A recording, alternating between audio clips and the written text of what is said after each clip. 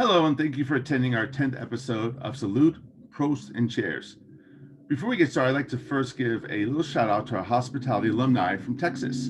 I know there's a lot of folks that are here from Texas, and this is a great example of our alumni reaching out and rallying hospitality rebels across the globe to create groups and keep us all connected. Because of the Texas group, I'd like to thank Alexandra Fontana for growing our Texas Rebel group and bringing them together for our presentation today. Now, here in the US, next week is Thanksgiving, so what I decided to do is I'm going to make a big goof of myself and put on my turkey hat for my presentation. So today we're going to learn how to make 3 different cocktails for the holidays from one of our own hospitality rebels, Tim Haughinberry. Tim is a native of Southern California, and he moved to Las Vegas in 1987. And talking to him earlier, that's a couple years before I moved here, so we went to school together, and I remember Tim in school. So he came here to attend UNLV and has been a resident ever since. And I'm not going to talk about his biography because he's got a lot more that he's going to talk about on his biography and do a better job than I'm going to do. But what I'm going to talk about is just a high level that in 2008, Tim founded his own marketing agency called Back Bar USA. He caters to major casino corporations, including the Las Vegas, MGM Resorts International, SBE, Landry's, Kimpton Hotels and Restaurants, Tao Group, and more. Additionally, Back Bar USA works with major beverage suppliers, including Diageo North America, Beam Suntory, Brown-Forman, and Pepsi and Coca-Cola, and many more. Now, with Tim's success, he did what I hope that a lot of us do. He gives back to the community. He's very actively involved in local community activities. He's a member of the LGBTQ community and is currently serving as a 3-year term as president of the Gay and Lesbian Chamber of Commerce, Nevada. Now, this Chamber of Commerce Nevada supports LGBT business owners through encouraging federal, state, and local implementation of pro-business LGBTQ inclusive policies. Tim is also a big supporter of Aid for AIDS of Nevada, or AFAN. Furthermore, Tim provides support to UNLV by offering job opportunities within Back Bar USA to driven graduates, as well as scholarships that were founded in 2014. Back Bar USA scholarship offers $15,000 each year to students in UNLV's Honor College studying in the field of hospitality. With multiple speaking engagements, Tim is also always seeking new educational opportunities to speak to students, individuals, and businesses working in the hospitality industry. Now, during our presentation, please, if you have questions or any kind of comments, use the chat, and please ask any questions that you might have of Tim. Now, with that, it's my great pleasure to introduce Tim Haughinberry. Hi, Kevin. Hello. How are you? I'm terrific. Good. Are we on the screen? Not yet. There we go. Hey, everybody. Nice to meet you all. This is Jair. Hello. Thanks for having us tonight. We're very excited. We have some friends in our audience helping us out today, also from UNLV. We have Carlos helping us out. Thank you, Carlos. So tonight, we're going to give you a little bit of background on myself and Back Bar USA, and then a lot of information on some cocktails. We're going to have some aged rum tonight. We're going to have some Mezcal, and we're going to have the #1 vodka in America right now, TITO'S vodka, for our final cocktail. So we'll get right on into it. If you have questions throughout, just hit that chat button and we'll get to you as soon as we can. Thank you. So a little bit about me. First of all, it's Tim Haughinberry. It's pronounced, well, there you go. It's pronounced Haughinberry, pretty simple. I moved here in 1987 to attend UNLV. My very first job was a busboy at TGI Fridays, actually. And then I got promoted when the Mirage opened up, and I got a job at California Pizza Kitchen as a busboy, which is a really amazing job. It's super cool to like work for your idols. One of my first idols when I wanted to go to UNLV was, Donald Trump, believe it or not, because he had like hotels and casinos, and then Steve Wynn, and I actually got to work for Steve Wynn, which was super cool. I would even deliver him salads when I was 22 years old. It was a lot of fun. So from the Mirage, I went and worked for Southern Wine and Spirits. That was my first job out of school. Super great job. I opened almost every casino as a liquor and spirits expert from 2000 back to 1991. So it was a 9-year run. And while I was there, the cigar boom started to hit. And when that started to hit, liquor distributors started to get involved with cigars. And they started to cross-market it with cognacs and scotches and bourbons. And while I was doing that, I actually got the opportunity to get hired away from Southern Wine and Spirits, and I got hired by the world's largest cigar company as vice president of distribution, which is called Altadis USA. Altadis USA owns some great brands. They own Montecristo, Romeo and Julieta, Don Diego, H. Upmann, Te Amo. And while I'm working with them, which was a wonderful experience in Florida, I actually bought the trademark, and a year later I launched my own rum, Montecristo rum. The first product was a 12-year-old aged rum, won more double gold medals. I said was. I'll get to that later. And then we launched 2 other rums along the way. I got super cocky and I bought a bar. We're all over the place. And the Gold Mine Tavern celebrating its 60th year, 55th year this year on Water Street. I sold that a few years back. And then I also lost the rum company. And when you're unemployed, the first thing you do is you get a business card that says consultant. And that's what brought me to Back Bar. That was 11 years ago. Today, we're a pretty large company. We represent some of the largest hotels and restaurant groups in the country.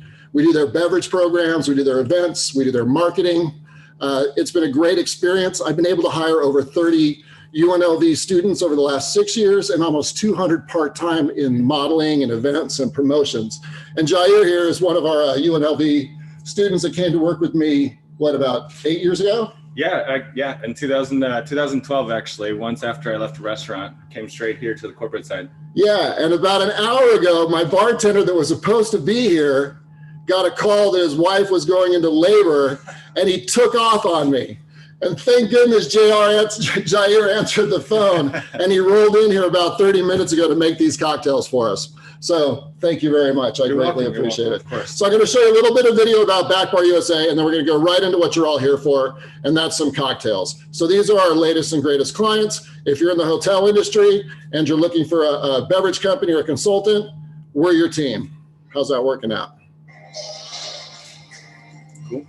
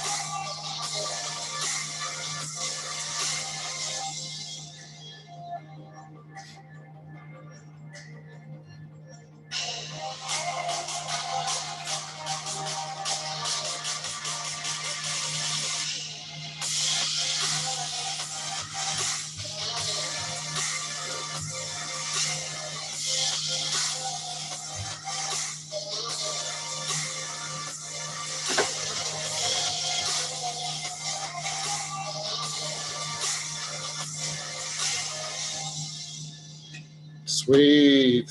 So that's Back Bar. Basically, hotels and corporations hire us to manage their beverage programs, create their menus, do their education, do their trainings, and their cocktail programs. And that's what we're here for tonight. So let's move on over to Jair, who's going to make us some great cocktails. Jair's a mixologist. He's also a budologist, getting into the marijuana business soon. And thank you very much. Our first cocktail tonight is the Warm and Fuzzy. I thought I'd bring out a bottle out of the dust of Montecristo rum. And we're very fortunate we have Jair to here make us a cocktail. Thank you, Jair. Okay, so yeah, starting off, we're gonna go ahead and make this cocktail stirred. This is a stirred cocktail. You could almost say that this is a riff. I'm looking at this side of the cameras on this side. This is a riff on old fashioned. So we have Montecristo here that's already infused with cinnamon, and we're gonna go ahead and do 2 ounces. Now, we always want to start with no ice so it doesn't dilute. So we're going to go ahead and pour 2 ounces of our already infused Montecristo rum. All right. So beautiful, beautiful. It's got really nice color right there, of course. That also is not only from the rum, but also because of the cinnamon. And then we're going to go ahead and do 2 tablespoons per cocktail. So you have about 1/4 ounce per tablespoon. Believe it or not, this actually does have a measurement. So it's 1/4 ounce. It's a standard 1/4 ounce 4-bar tools. You'll see them all. They won't all be the same shape, but they at least have the same portion. So we'll go ahead and do that, and some maple syrup because it's appropriate for the holidays. Actually, just seasonal. It's okay if you go a little bit over. Again, the spoon, it's a great guide, but at the end of the day, you're just pouring about a 1/4 ounce to in between 1/2 ounce. So no problem. Make sure you incorporate all the sweetness, all the sugar with the spirit. Make sure it dilutes. And then we're gonna use a julep strainer very quickly. Add the ice. All right. We'll go ahead and stir that very fast. Depending on the ice that you have, you want to stir fast or slow. So we have very watered down, or at least smaller ice than usual. Maybe this is actually more closer to what you would have at home.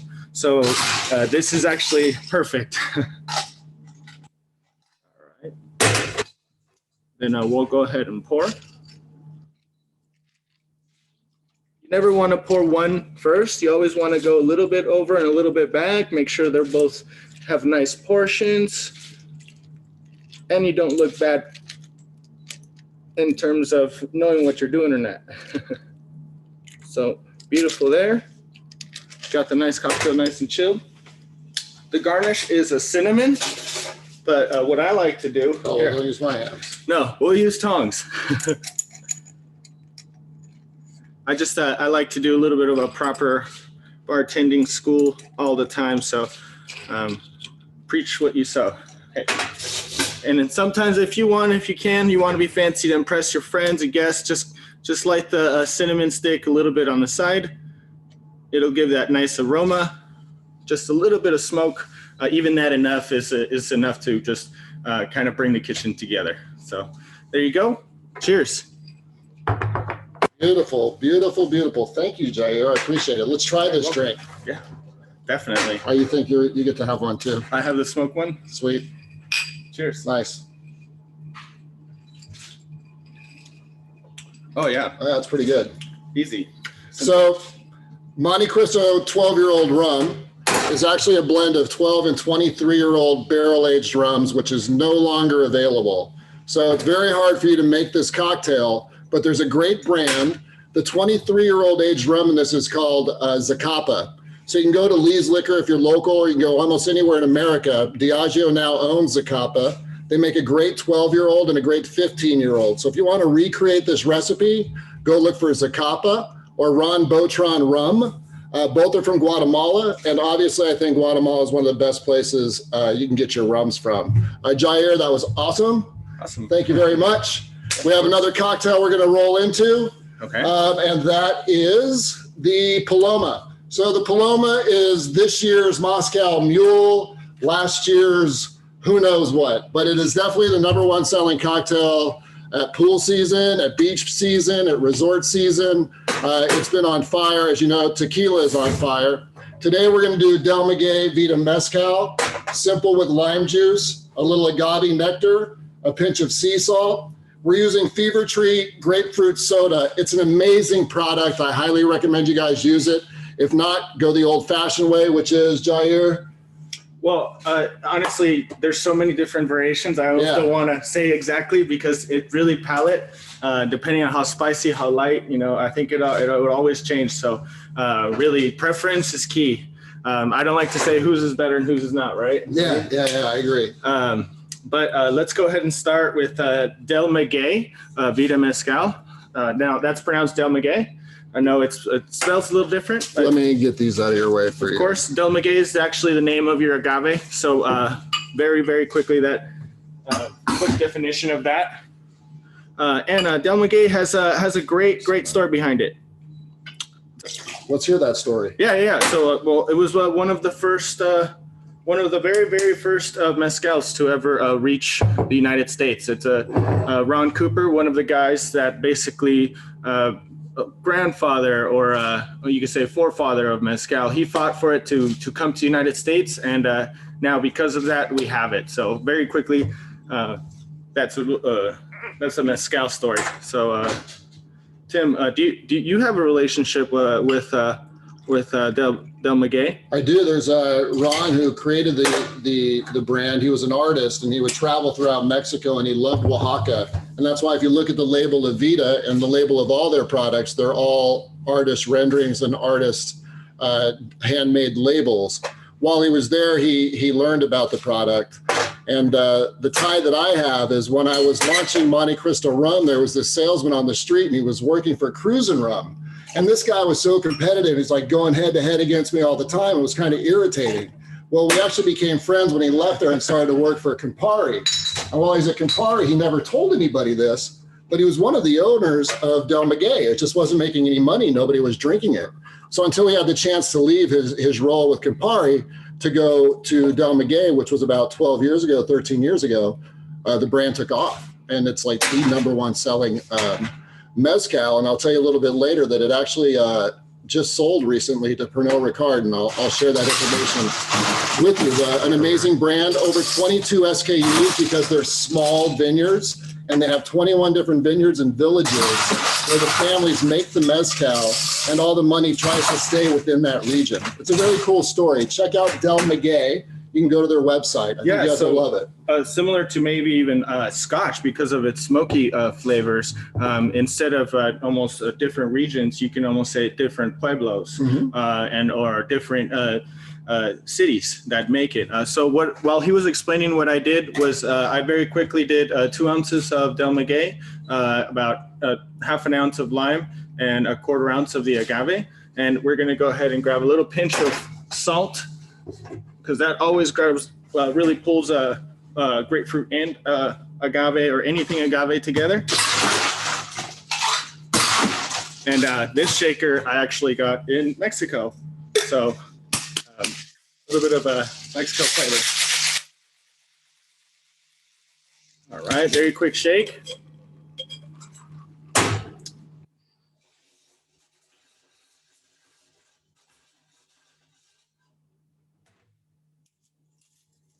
That's what happens with this little spring. Always happens. But at least we're ready.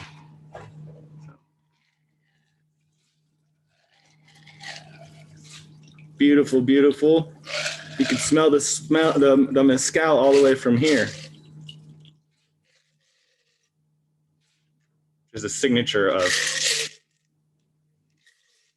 mezcal.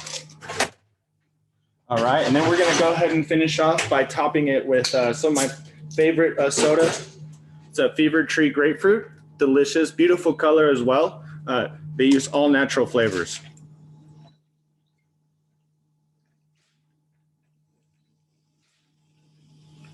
All right. And I always wait to the end for of course, the little zest, little grapefruit zest. You could always do it on the cocktail itself.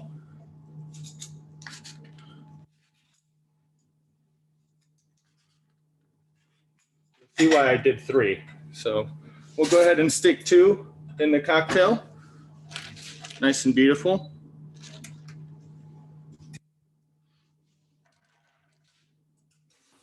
And as a gift to your guest, you can just always give it a little zest on top without touching it. So again, it's nice and clean, but all the flavor in the nose is there. Cheers. Cheers. Beautiful cocktail. All right. Cheers to ourselves. I got my hands on it again. Cheers. Yep. Thank you, Cheers. Jay. You're doing great. I appreciate it. Can you pull up the slide that tells them a little bit about the Del Maguey? Oh, that's so good. Oh, I'm in heaven now. There we go. I'm just a huge Mezcal fan. I love to start off with Paloma, and then I go straight to On the Rocks. Just makes the evening go a little bit quicker. So Del Maguey, Oaxaca, Mexico, smoked agave. That's why you get this smoked flavor. Most of them are barrel aged, and all the products from Del Maguey are single village mezcals. Mezcal is now like tequila was 15 years ago. You had a couple leaders in the category, such as Del Maguey, and I think there's probably 300 new ones on the market in the last year and a half. But it's a wonderful product. You can find it everywhere. And if you want to treat yourself to some of the higher levels or the more rare vintages, you'll see them in their website, and you'll see them at the higher end liquor stores. Great cocktail. Awesome. Thank you. Enjoy. Cheers. Cheers. Cheers. All right. I don't know if we're talking too fast. Do we have any questions so far? Can we have everybody chime in? I actually do have a question for you, Tim. Someone asked about the rim, the Tajin Rim for the Paloma. Is that needed or not needed? So Tajin Rim is not needed. It's preferred for myself. What do you think on the Tajin Rim? So it's cool you touched on it because it almost goes on to salt or no salt, right? So what I like to do is I leave the guest an option of enjoying it or not. So you can either enjoy it or not. You're on this one, bud. Oh, I'm on this one. Sorry, guys. Okay, I'm on this one. So I like to change it up. So sometimes I even do half rim or just on the side like this because most guests might not want the salt or might enjoy it. I made it a little artistic and fun by just going downwards, but usually it's either around the rim or on the side. I give it an option. I like spice. I think agave goes well with spice.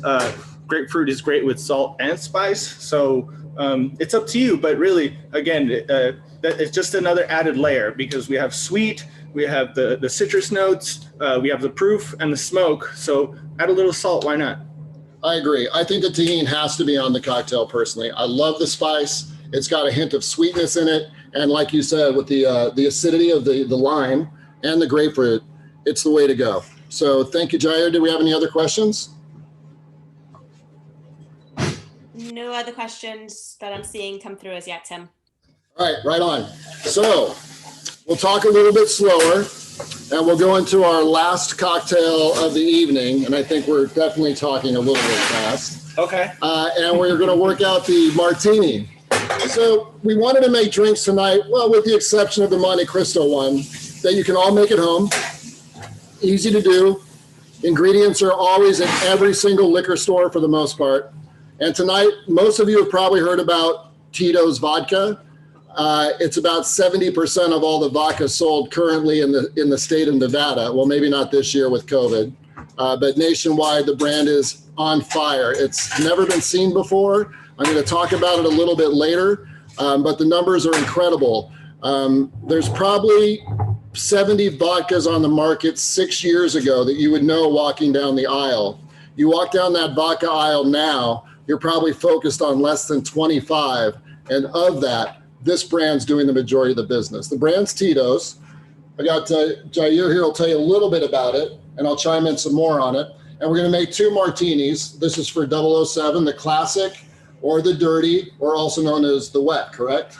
Yes, yes, both classic martinis. There's so many different of the martinis, but anyways, it all comes down to your quality vodka. And TITO'S, again, it's a great American vodka. It's corn based, but everyone talks about the story, right, of Tito Beverage. You know how he grew up, made it happen basically, and it's a great American story. It's a great success story, which is amazing. You know, of course, drink American is the way to always go. We love bourbon, so I mean, this right here is almost like a take of bourbon. It's corn. It's almost there. It's not quite there, but it's still fantastic product from Texas. I actually just traveled Texas, so I was all over Austin, so I was able to enjoy this all over. This is what they drink. I mean, they love this stuff. This is their water, and it's added so much to the economy. It's incredible. But the weird part is I have an idea the guy never knew,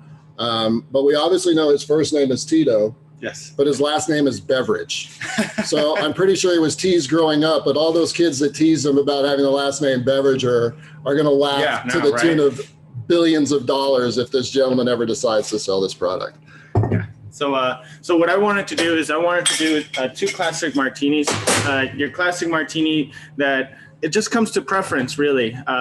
It comes to whether you want it shaken or stirred. I like it shaken. I love it super cold. I just grew up that way. I'm from Las Vegas, so anything with ice on it, it's great.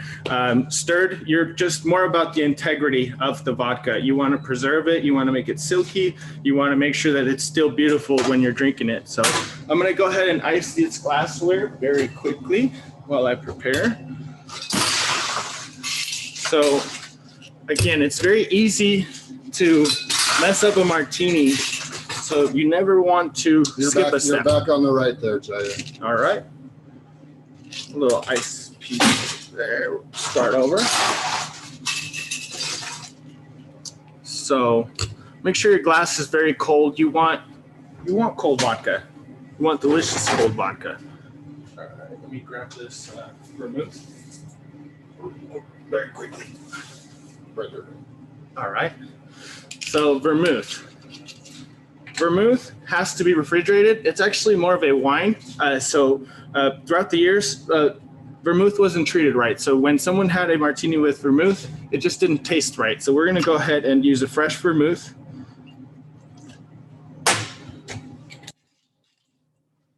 You a martini drinker? Me? Yeah. I love martinis. I love dirty martinis. Believe it or not, even though I make all these fancy cocktails, I'll have a beer or a dirty martini at the end of the night, you know? So for all the people online that know me, they could chat and answer this question faster than anybody else. There's only one food that I don't eat. And it's, well, you answered it too. It's olive. So I'm not having the dirty martini, but I'm definitely going to have the classic martini tonight. All right, so we'll go ahead and pour right over here. A little touch more just because you want to enjoy it. Why not, right? All right.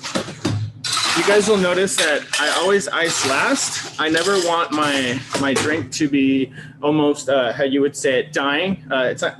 You don't want it to be watering down. So you always ice very last to the point where you're almost ready to pour.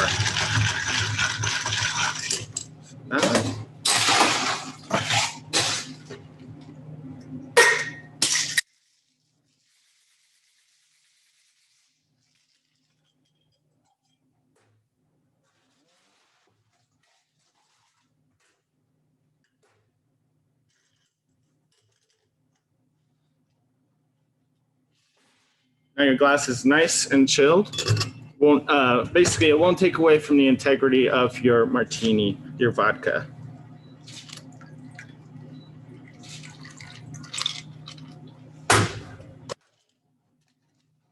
And nice little ice pieces in there. Really, it comes down to preference. So if you're James Bond or Jason Bourne. Yeah.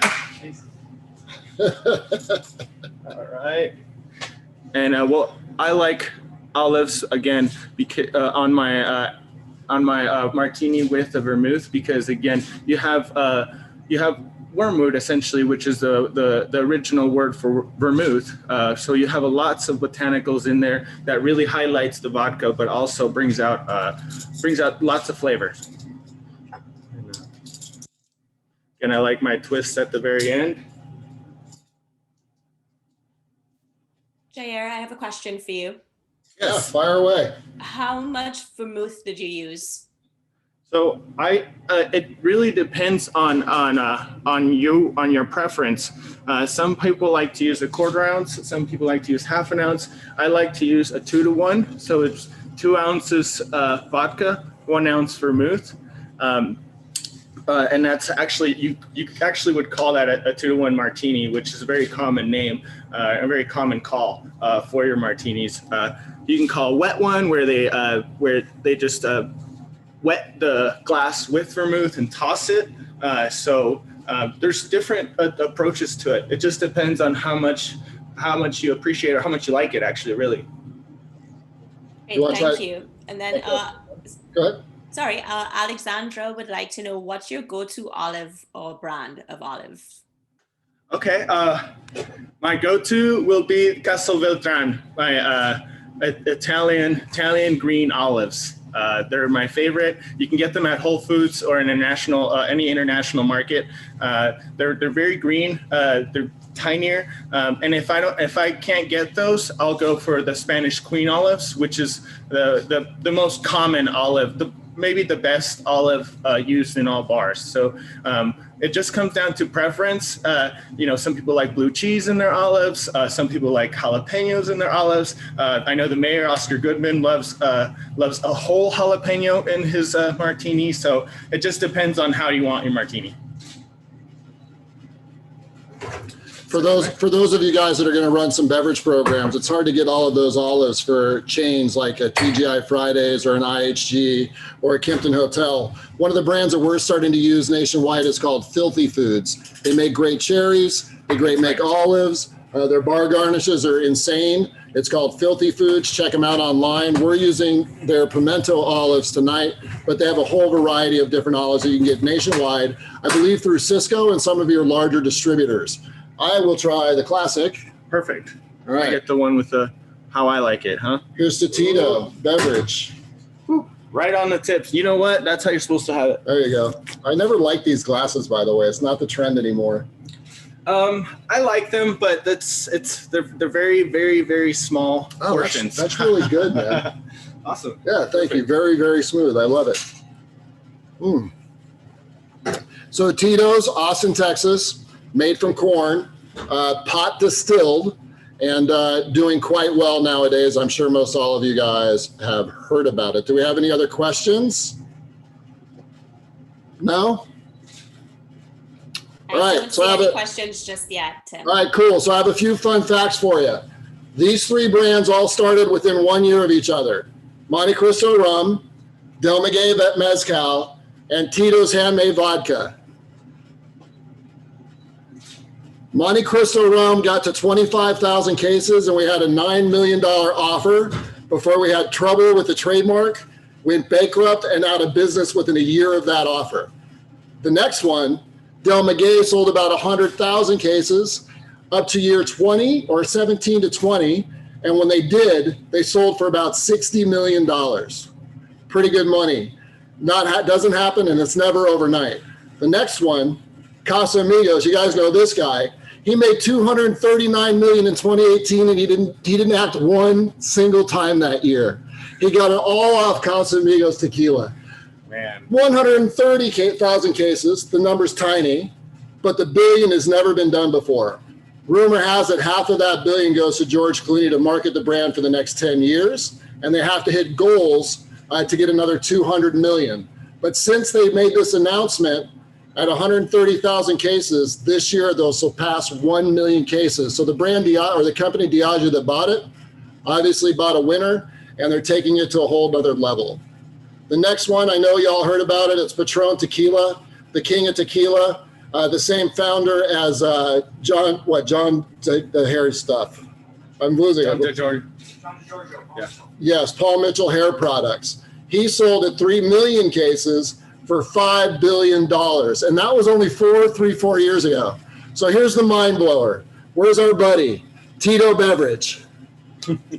11 million cases. And it's not for sale. If you do the math on PATRÓN, this baby's worth somewhere between $15 billion and $20 billion. What's great about that is, why would you make that investment? Spirit drinkers stick to their spirit. So if all these people are drinking TITO'S vodka today, just like your grandfather drank 7 and 7, Crown Royal, Seagram's products, and he's still drinking it, and we're still drinking our Grey Gooses, we're still drinking our Martels, our Hennessy's. This brand's gonna be around a long time. And I hope he sells it, because that's just a super cool success story from his garage. It already is. Yeah, I'm sure he's making it. He's got a lot of money, right? Yeah, I think maybe he doesn't need to sell it. Who needs bosses? Actually, even going back, PATRÓN didn't need to sell it. It's just he didn't need to sell it either. It is what it is. But sometimes it's nice just to move on and try something new, right? Yeah. That's why you're getting in the marijuana business. Yeah, that's right. Shameless plug, and we all are.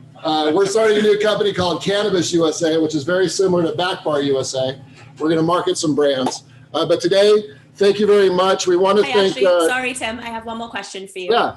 Amanda would like to know, if she didn't want the warm and fuzzy so strong, what would be a good mixer for it? How would you lighten up the warm and fuzzy if you didn't want it to be so strong? Well, you can always add a cider. A cider is a great watery down. Add ginger beer. Really, anything that has sparkling and also a strong flavor that highlights the rum would be great. I think you nailed it on the cider. I think so too.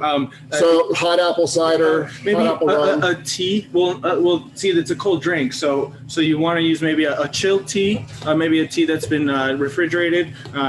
Maybe even a chai tea is fantastic to water it down, adds a little bit of sweetness, and you can have more than one or two again, because you're right, it is 2 ounces. It's a little bit higher proof, but again, going off of the old fashioned, that's why it's a little higher in the proof. But definitely use maybe a little bigger glass, ginger beer, cider, or I think we made a lot of strong drinks, obviously, tonight with this one.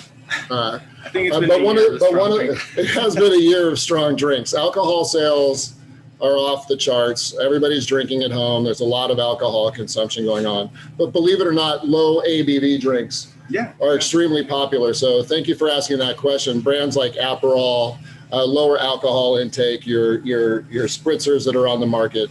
It is a big trend, and it seems to be continuing, where we're drinking more responsibly and we're not drinking as heavy as we were before. Maybe that's for next time. You could do maybe a lighter segment. For the 20th segment, we could do lighter cocktails with you guys. That would be awesome. That would be great. Are there any other questions for Tim? Any chat questions? Jean would like you to know that she's drinking her last bottle of Montecristo. I don't know if you saw that one come through your chat. Wow, that's pretty good. Nice. It's hard to find. I think there's a few bottles out there, but not many, that's for sure. I bought 10 cases about 8 years ago and stuck them in the warehouse. So when I'm old, I could always say, I remember when, I could have been a Tito. But I'm not a Tito, but I'll drink a Tito. So thank you. Do we have any other questions, some chats, or no? No, I don't see any other questions coming in. Are there any other questions for Tim and Jair? No.